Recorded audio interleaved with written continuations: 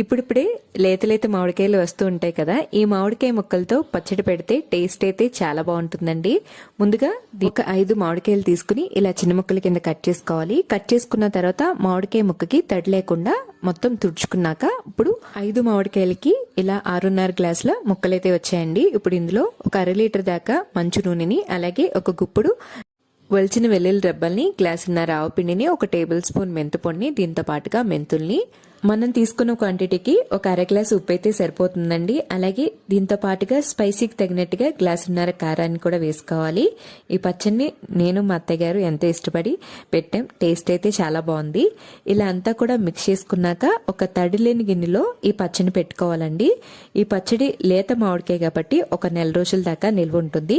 ఈ పచ్చడిని మూత పెట్టేసి ఒక 3 రోజుల తర్వాత చూస్తే ఇలా ఆయిల్తో చాలా చక్కగా ఊరుతుంది. ఇది వేడివేడి అన్నంలో నెయ్యి వేసుకుని